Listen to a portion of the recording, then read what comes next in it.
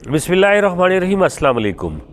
दोस्तों, आज का जो हमारा टॉपिक है वो टॉपिक पे बात करने से पहले मैं आपको एक मुख्तसर सा किस्सा सुनाना चाहता हूँ कि कसाई की दुकान पे एक मालदार शख्स अपनी गाड़ी में आया और 1 किलो गोश्त का ऑर्डर दिया। इतने में एक बंदा पुरानी गाड़ी में आया और उसने भी 5 किलो मटन का और साथ में कीमा का ऑर्डर किया। तो कसाई ने उस मालदार शख्स से माजरत की कि अगर मैं पहले इस बंदे को गोश्त पकड़ा दूँ, इसको थोड़ी जल्दी होती है। तो उस मालदार शख्स ने इजाज़त दे दी कि आप इसको दे दो।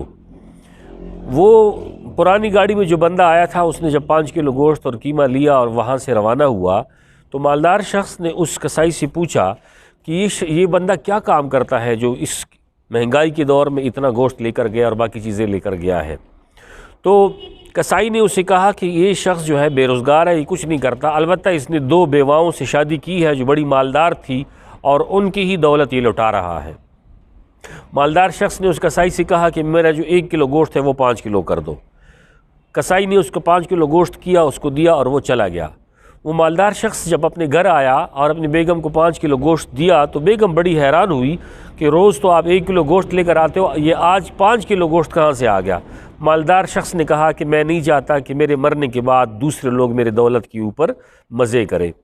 तो इस कहानी का मकसद ये है कि जो कुछ आपके पास है वो आपकी दुनिया तक है, यानी जब आप ज़िंदा हो तब तक ये सारी चीज़ें आपके पास है, और जब इंसान एक दफ़ा मर जाता है तो सारा माल और असबाब आपके वारिसीन में तकसीम हो जाता है। इस कहानी का मकसद ये नहीं है कि मैं आपको ये तरगीब देना चाह रहा हूँ कि आपके पास जो कुछ है उसको लगाना शुरू कर दो, उसको फ़ौरन ख़त्म कर दो। इसका मकसद ये है, अल्लाह ताला भी कुरान मजीद में फ़रमाता है कि आप खाओ पियो लेकिन इसराफ़ ना करो। इसराफ़ से मुराद ये कि आप तजावज़ ना करो, जितना आपका दिल है उतना आप ख़र्च करो।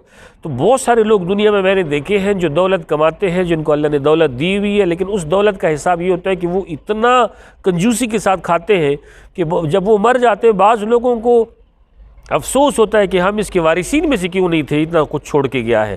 तो क्या फ़ायदा उस दौलत का जो आपके मरने के बाद दूसरों के हिस्से में आ जाए।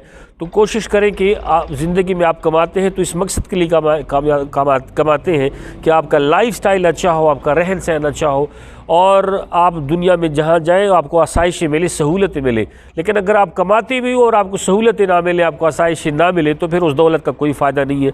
आप दुनिया में कमाते इसलिए हो कि मेरी ज़िंदगी में सहूलत आ जाए और मैं एक खुशहाल ज़िंदगी गुजारूँ। तो आप जब कमाते हैं तो साथ साथ दूसरों का भी ख्याल रखें, क्योंकि दूसरों का भी हमारे ऊपर हक़ होता है। अल्लाह ताला आपको आसानियाँ तक़सीम करने का शरफ़ बख्शे। जज़ाकल्लाह।